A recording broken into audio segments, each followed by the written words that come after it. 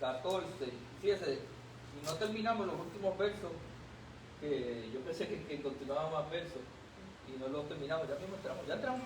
Sí. Pues gloria a Dios, a los que nos siguen, ¿verdad? Los estudios bíblicos de los miércoles. Estamos hablando acá con la audiencia, con los estudiantes. Qué bueno que nos sigan. Estamos estudiando el modelo de Jesús. Estamos finalizando los últimos versos de Mateo 14 y vamos a Mateo 15. De hecho, debemos cubrirlo básicamente completo hoy, porque Mateo 15 lo que habla son de la disputa que ya traen los fariseos detrás de Jesús y una serie de milagros poderosos que hizo el Señor.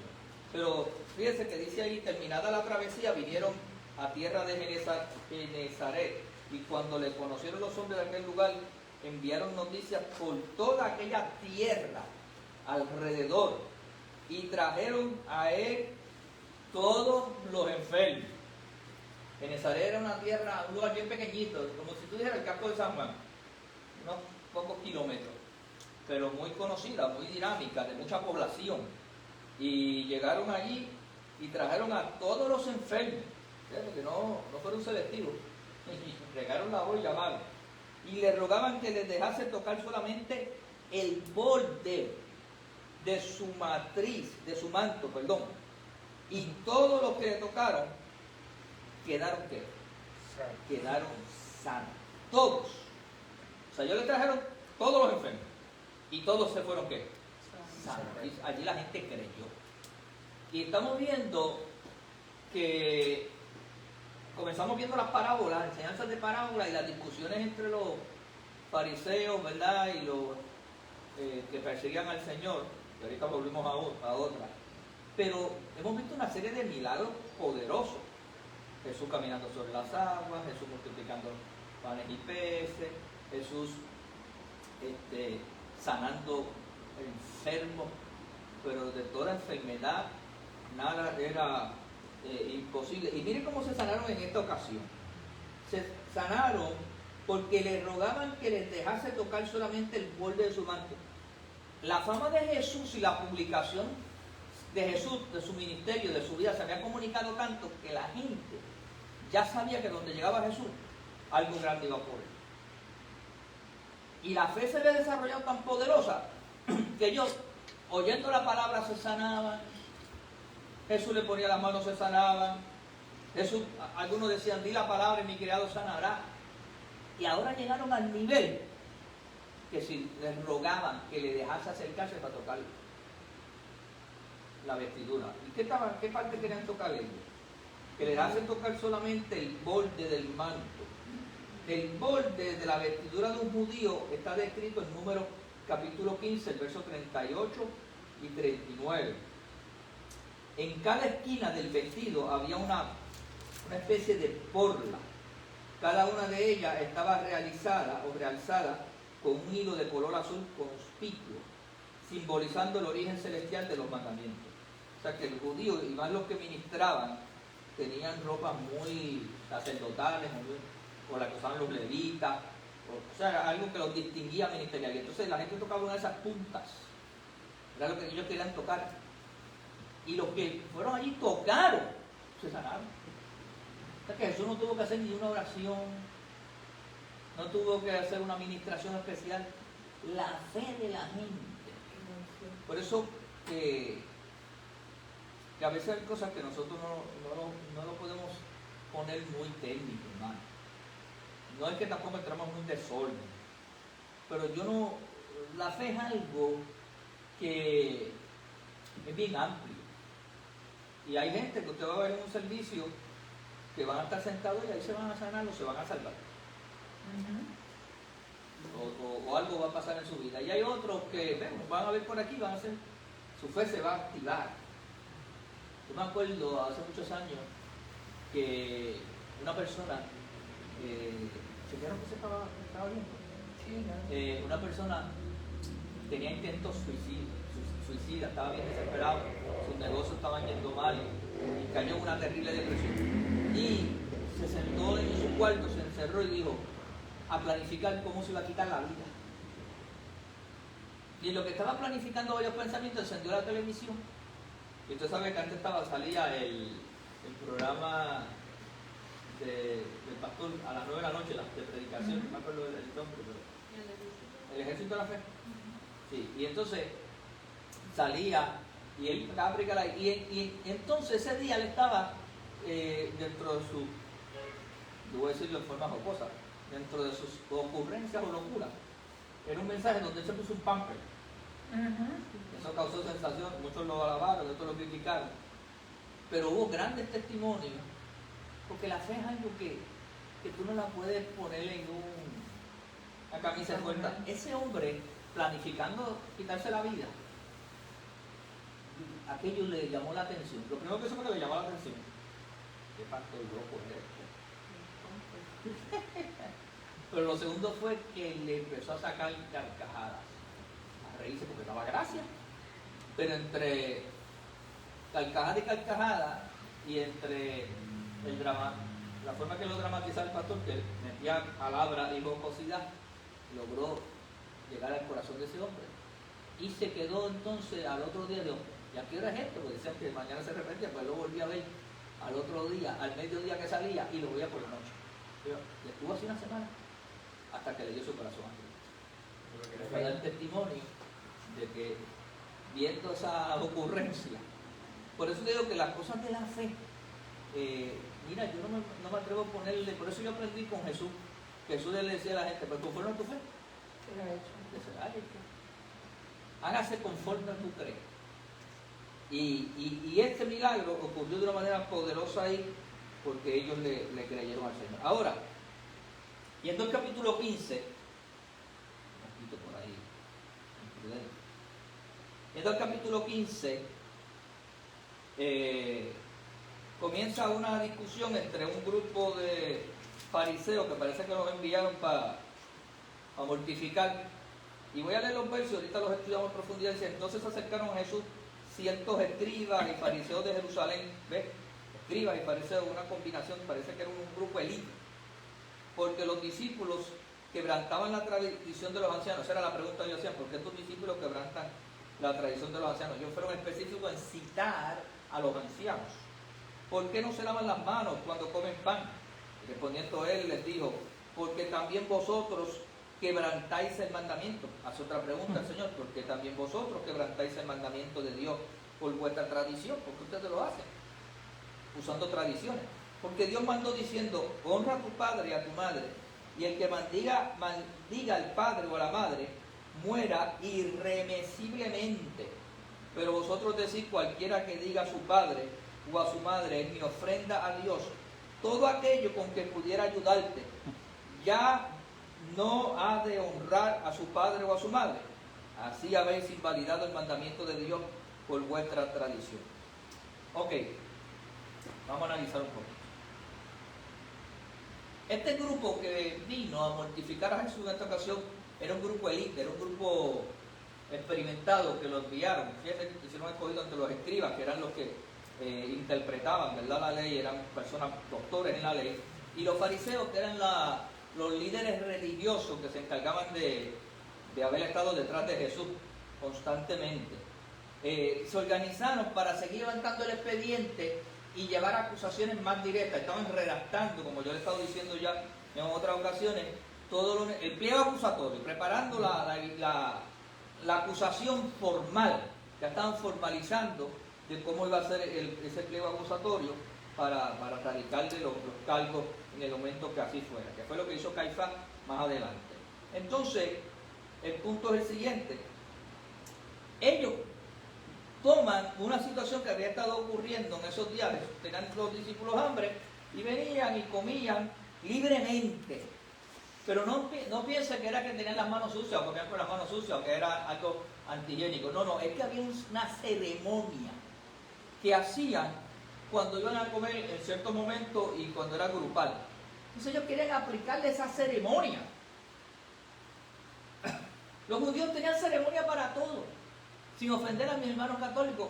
Pero mis hermanos católicos, por ejemplo, todos los días tienen una misa con una ceremonia como dedicada al santo tal, o dedicada a los muertos, o dedicada a esto.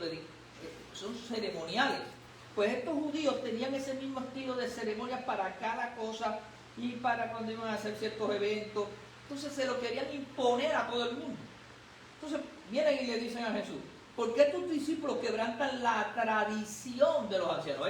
Lo que los ancianos, que se referían en esta ocasión a lo que Moisés decía, a lo que decía Josué, a lo que decían los profetas, eran los grandes líderes. ¿Por qué ellos quebrantan esas tradiciones, su estilo, la forma que los hacen, cuando los ancianos ya pidieron que se fuera a comer en cierto momento con una ceremonia? Entonces Jesús le contesta con otra pregunta. ¿Por qué también vosotros quebrantáis el mandamiento de Dios por vuestra tradición? O sea, ustedes están exigiendo lo que ustedes también no cumplen. Fariseos, al fin. Ustedes no cumplen con las tradiciones, con ciertas ceremonias, con ciertas cosas que están escritas en la ley. ¿Y qué están exigiendo? Entonces, porque Dios mandó diciendo, honra a tu padre y a tu madre, que era el 5º mandamiento. Honra a tu padre, que está en Éxodo capítulo 20, creo que era el verso 12, ¿verdad? Honra a tu padre y a tu madre. Y el que maldiga, en el original es, por la explicación del original, el que hable mal de su padre, que levante un mal testimonio de su padre, que lo ofenda. El que maldiga al padre o a la madre, muera irremisiblemente. Eso lo dice vuestra ley. Pero vosotros decís, ¿qué dicen ustedes? Cualquiera que diga a su padre o a su madre, es mi ofrenda a Dios todo aquello con que pueda ayudarte, ya no he de honrar a su padre y a su madre. Los judíos de aquel entonces se habían inventado cómo doblar la ley, una práctica ilegal e inmoral. Y en vez de honrar el 5º mandamiento, honrando padre y madre, ¿qué hacían? Ellos venían y le decían, yo no puedo ayudar a mi padre, a mi madre, porque tengo que ofrendar, tengo que diezmar. Mire qué excusa. Lo mismo le decían al sacerdote o al levita, mira, no traje los diezmos, ¿por qué tuve que ayudar a papá y a mamá? O sea, no cumplían ni con Dios, ni con sus padres. Usaban ese subterfugio, si podemos llamarlo, esa manera de tergiversar el mandamiento, la ceremonia. Entonces Cristo los descubrió. Ustedes vienen a reclamar esto, y ustedes aquí no tienen a sus padres, violando el 5º mandamiento, porque usan sus recursos supuestamente que para ofrendarlo, a llevar la ofrenda.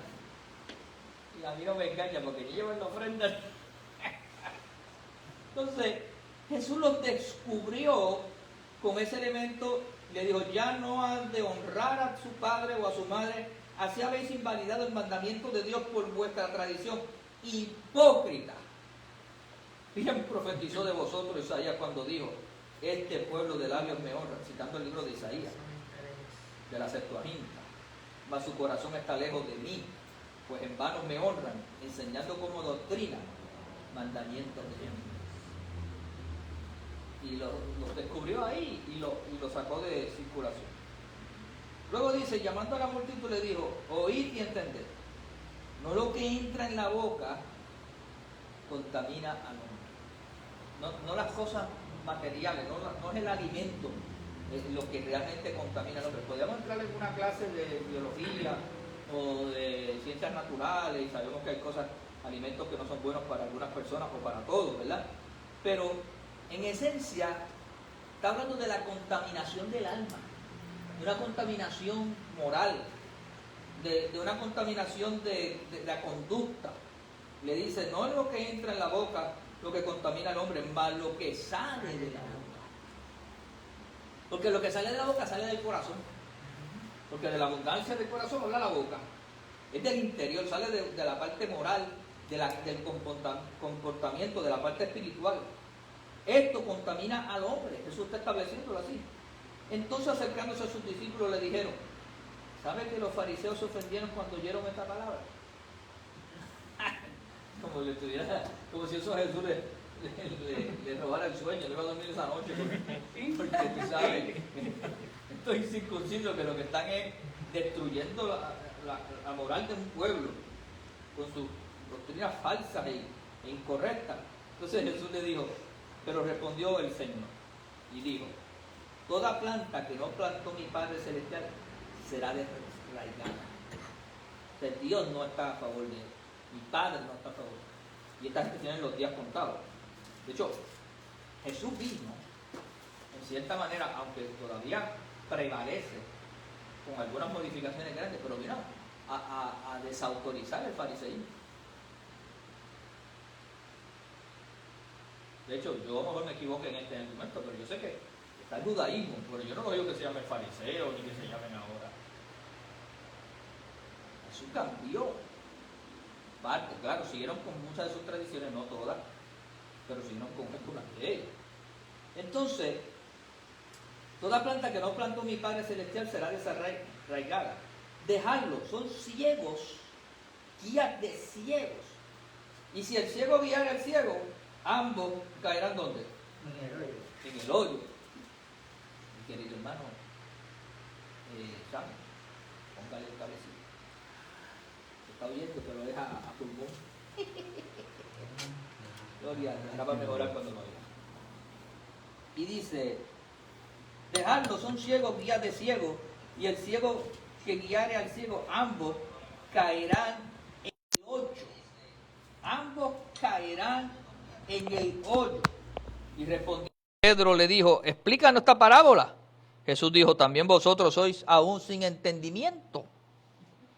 ¿No entendéis que todo lo que entra en la boca va al vientre? Eso se ingiere y es comida. ¿Y es echado a dónde? A la letrina. Oye, le di una clase ahí de... Pero estilo el jíbaro del campo, ¿verdad? Ahí, así, a la letrina. Aleluya. Pero lo que sale de la boca, del corazón sale. Y esto contamina al hombre. Porque del corazón salen los malos pensamientos. Del alma, del espíritu, de nuestro interior, que se combina a veces con corazón y mente, sale los malos pensamientos. Los homicidios. También yo tengo que poner esto en positivo. Salen los buenos pensamientos. Salen las cosas buenas. Pero como Jesús está hablando aquí de lo que contamina, te está diciendo entonces que parte de ti puede contaminar los malos pensamientos, los homicidios, los adulterios, las fornicaciones, los hurtos, los falsos testimonios, las blasfemias. Todo eso cae en la categoría de cosas que hacen daño. Que no son solamente te dañan a ti en lo interior, sino que dañan a otros. Dañan a terceros, dañan el ambiente, ¿verdad? Porque son actos pecaminosos. Y luego dice, estas cosas son las que contaminan al hombre. Pero el comer con las manos sin lavar, eso no contamina a nadie. Porque cuando dice sin lavar, está hablando de la ceremonia. Bueno, hacer la ceremonia, no hacerla no es lo más importante. Después de esa enseñanza, vamos a ver una serie de milagros poderosos.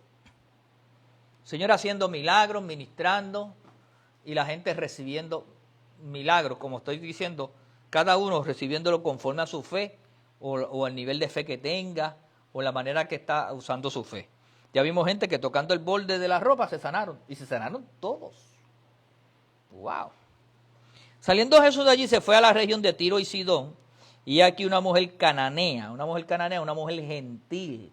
No Jesús ahora no estaba... Tiro y Sidón ya quedaban a las afueras de lo que se conocería como, ¿verdad? Como Jerusalén, como Israel. Estaba ya en las afueras y ahí se consideraban gente gentil. Aunque Tiro y Sidón en alguna manera era como un puente, es como decir a veces, uno dice un barrio de un lugar, pero ahí básicamente vivían gente cananeo que se conocen como de la tierra de Canaán, cuando habla en el libro de los Pentateucos, ¿verdad? Entonces, he aquí una mujer cananea, que considerarse extranjera, que había salido de aquella región, clamaba diciéndole, Señor, Hijo de David, estamos en lo yo que Jesús. Ella venía buscándolo, aunque era extranjera. Y dijo, tengo que buscar a este profeta que sana a los enfermos. Pero fíjate, estaba documentada porque le dijo, Señor, Hijo de David. Le llamó como se conoce al Mesías, lo estaba reconociendo como Mesías, al llamarlo hijo de David, hijo del rey, del linaje de David, porque del linaje de David venía el Mesías, por lo tanto lo reconoció como Mesías. ten misericordia de mí, ayúdame. Mi hija es gravemente atormentada por un demonio. O sea, la niña estaba en la locura, lunática, haciendo cosas de una persona demente, ¿verdad? Pero Jesús no le respondió palabra, no le prestó atención, la ignoró. Entonces, acercándose a sus discípulos, le rogaron, diciendo, despídela, pues da voces tras nosotros. ¿Sabes? Los discípulos, no sé si se avergonzaban o se ponían nerviosos o se ponían imprudentes, pero cualquiera de las tres puede ser cualificada. Dice que le pidieron al Señor que la despidiera o que la atendiera, que hiciera algo. Él respondiendo dijo, no soy enviado sino a las ovejas perdidas de la casa de Israel. ¿Sabe? Jesús conocía el propósito que él estaba. Y él estaba aquí para dictar sentencias contra Israel. O Israel se arrepentía y cambiaba de rumbo y se unía al plan divino, o venía sentencia sobre ellos. Y entonces ella vino y se postró ante él diciendo, Señor, socórreme, ayúdame. Le estaba suplicando al Señor misericordia. Y sabe que el Señor es compasivo, ¿verdad? No va a entrar. Respondiendo él dijo, no está bien tomar el pan de los hijos y echarlo a los perrillos. Y mucha gente ha comentado mucho sobre este verso, si Jesús fue prepotente, malcriado, insensible. Si hubiera sido en estos días, le hubieran hecho un piquete allí frente a la casa de Pedro en Capernaum. Habían pedido, Jesús renuncia, y cuántas otras. ¿Ah? Cacerolazo y todo ese tipo de cosas. Porque la palabra al oído nuestro, y yo no sé, tenemos una sociedad ahora fresita, cristal, que cualquier cosa se ofende. Ellos pueden decir lo que les dé la gana. Esta generación puede hablar malo en las redes, puede decir lo que quiera, se lo dicen a ellos, ya es otra cosa. Pues Jesús dijo una expresión correcta. Y ha habido gente que leemos la escritura desde acá, desde la grada, como no conocemos la cultura judía era una cultura fuerte, se hablaban fuerte. No eran, no se pasaban con paños tibios. Y Jesús dijo una gran verdad aquí. Respondiendo, él dijo, no está bien tomar el pan de los hijos y darlo a los perrillos. Los perrillos era un perrito mascota, ¿verdad? No es cualquier clase de perro. Porque Jesús hubiera dicho, no sería bueno darle a los perros. Los judíos, a toda persona que no estaba de acuerdo con su religión, le llamaban perros. Porque el judío era fuerte, por no decir a veces repugnante o malcriado. Entonces, porque se crean una cultura superior, se engrieron a ellos autodenominarse, o porque Dios los había llamado a su pueblo, ¿verdad? Pero entonces Jesús llamó perrillo para disminuir el impacto de que era el perrito ese mascota, lo que se llama el perrito faldero. Pero con todo y eso, yo no puedo usar el pan de los hijos para dárselo a la mascota que está en la casa. Entonces ella no se ofendió porque ella entendía el lenguaje. ¿No es cierto? Yo no soy hija, yo no me siento a la mesa. Yo posiblemente estaría en la posición del perrito faldero que está allí debajo de la mesa. Ah, pero ¿sabe qué, Señor? Esa es la fe importante. Ella dijo, sí, Señor. Ella no contradijo, tienes razón. Pero aún los perrillos comen de la migaja que caen de la mesa de sus señores. ¡Wow! Yo me voy a quedar aquí porque lo que se zafa es mío. Entonces respondiendo Jesús dijo, oh mujer, la alabó, la reconoció, grande es tu fe. Has contestado con sabiduría, has contestado, en otras palabras, te tiré una cascarita y no resbalaste, fíjate, te caes. Supiste convertir esto, no dejar que las emociones te embarguen. De hecho, ese es el problema de mucha gente cuando no pueden ejercer fe, porque permiten que la emoción o el sentimentalismo lo arrope. Y la fe tiene que divorciarse de eso, la fe tiene que hacerle frente al estado emocional e ir por encima, mantenerse creyendo. La mujer se mantuvo creyendo, no se turbó, no se confundió, no dejó que aquello la abrumara, le buscó la lógica, yo sé por dónde viene el Señor, me está estimulando a fe. Pues aquí estoy yo, Señor, de la mesa de los amos caen migajas. Suéltala que estoy ready. En el aire la va a coger, no va a llegar al piso. ¿Y sabe qué? Jesús dijo, oh mujer grande es tu fe, hágase contigo como quieres. Y su hija fue sanada aquella misma hora. Poderoso, ¿verdad que sí? Extraordinario. Tú no dejes que nada te desvíe tu fe. Aprende a ser sagaz y no dejar que las emociones, las sensibilidades o sentimientos te abrumen o te arropen. Entonces pasó Jesús de allí y vino junto al mar de Galilea, que muchas cosas ocurrieron, ¿verdad?, en la cercanía del mar de Galilea. Y subiendo al monte se sentó allí. Y se le acercó mucha gente que traía consigo a cojos. Ahora, mire, estas no eran cualquier clase de enfermedades. Estas eran enfermedades visibles, contactables. Tú los veías, tú sabías lo que tenía la persona. O sea, no era una enfermedad que pasaba desapercibida. No. Era algo que tú decías, cojo, ciego, mudo, manco y otros muchos enfermos. Ahí caerían todos los que, ¿verdad?, no se les notaba mucho. Y los pusieron a los pies de Jesús. ¿Y qué? El cojo empezó a caminar bien. No tengo dolor, estoy bien. El manco, la mano estiradita, o le creció la mano. Los ciegos veían. Los mudos hablaban. Los sordos oían. Los paralíticos se levantaban. De manera que la multitud se maravillaba. Y no habla de 2 o 3, dice multitud. Viendo a los mudos hablar, a los mancos sanados, a los cojos andar, a los ciegos ver. Y glorificaban al Dios de Israel. ¡Wow! Que aquello se formó un fiestón allí. Una fiesta de gloria, de alabanza. Ahora, yo me pregunto, si el Señor lo hizo y nos dejó esa promesa, nosotros tenemos que activar la misma fe y creerle a Dios y creer que un mudo puede hablar y un cojo puede sanarse y un niño que tenga autismo se puede sanar. Y cualquier enfermedad tenemos que seguir creyéndolo, hermano.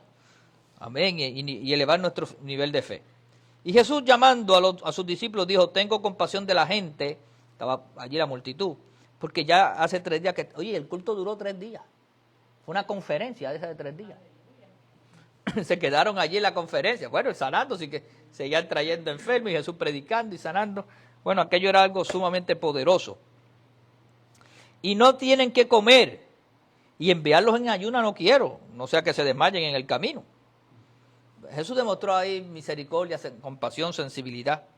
Entonces sus discípulos le dijeron, ¿de dónde tenemos nosotros tantos panes en este desierto aquí para saciar a una multitud tan grande?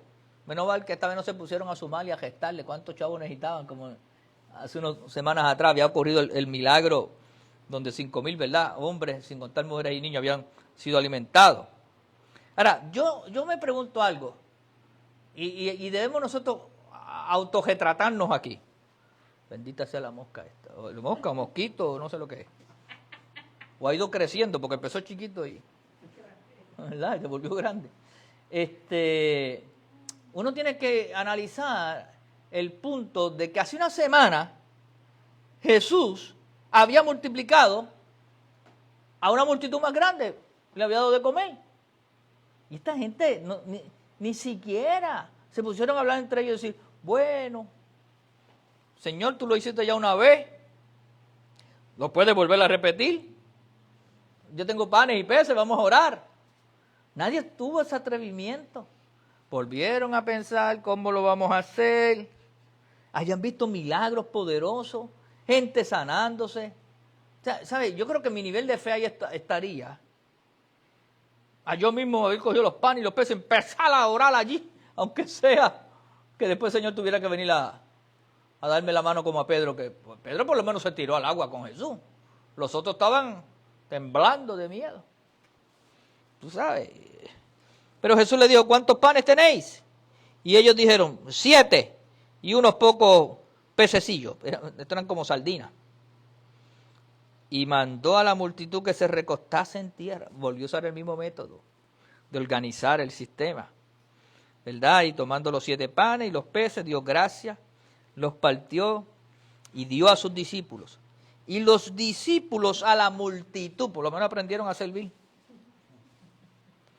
Y comieron todos y se saciaron y recogieron lo que sobró de los pedazos, 7 canastas llenas. En la anterior, ¿cuántos fueron? 12. Y ahora 7. Aquí no había niño para entregárselo, ¿verdad? Y eran los que habían comido 4,000 hombres, sin contar a las mujeres y los niños. Entonces, despedida la gente, entró en la barca y vino a la región de Magdala. Milagros tras milagros. Piense en un milagro y Jesús lo hizo. Milagros de provisión, milagros de alimentación, milagros financieros. ¿Te acuerdas cuando pagó las contribuciones? A veces no estamos por ahí. ¿Cómo vamos a pagar las contribuciones? Pues, como Cristo, que Dios usó un método. A lo mejor ahora no será el tuyo el método de pescar, pues será otro método, pero úsalo.